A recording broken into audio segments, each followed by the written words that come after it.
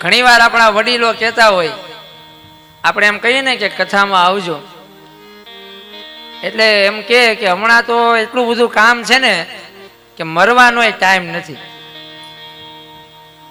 પણ હકીકત એ છે કે જમરાજ આવીને ઊભા રહેશે પછી 1 મિનિટે રાહ નહીં જોવે, પછી તો સાથે નીકળવું જ પડશે. પછી એને એમ નહીં કહેવાય કે થોડુંક કામ છે પૂરું કરી લઈ, એ ટાઈમ તો કાઢવો જ પડશે. અને ઘણા વડીલો જીવનથી કંટાળીને આમ ખોટે ખોટું એવું બોલતા હોય કે હવે તો જમરાજ લઈ જાય ને તો સારું, પણ મનમાં જાણે છે કે હમણાં જાવું નથી. આ તો કેવા ખાતર એમ કે ઘરમાં થોડીક પરેશાની હોય, કંકાસ હોય, એટલે એમ કે આ બધું જોવું એના કરતા તો હવે વયું જવું છે. ઉપર ઉપરથી બોલે. આ પરીક્ષિત જેવો બોધ એના જીવનમાં ન હોય. એક ડોશીમાં એકલા ઝૂંપડીમાં રે, વાસીદું કરે, બધું છાણ ભેગું કરી એ છાણમાંથી છાણા બનાવે અને પછી એ છાણાને વેચે, એમાંથી પોતાનું ગુજરાન ચલાવે. 98-100 વર્ષની ઉંમર થઈ ગઈ છે.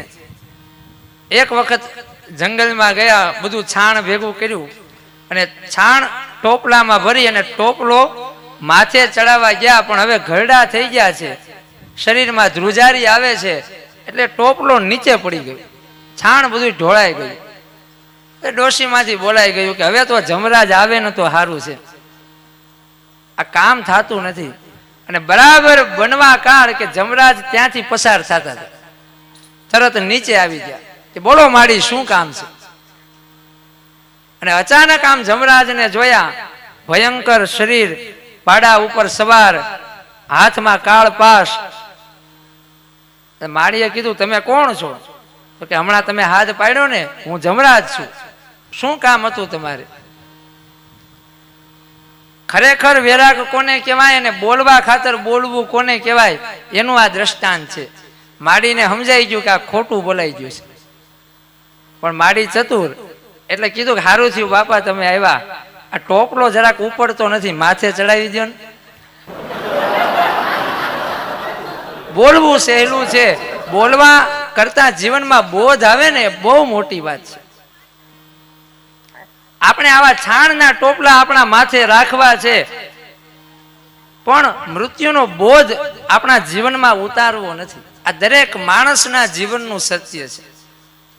અને પરીક્ષિત બોલવા ખાતર નથી બોલતા. પરીક્ષિત કહે છે કે બાપજી મને કહો કે હું આ મૃત્યુના ભયમાંથી કેવી રીતે છૂટું.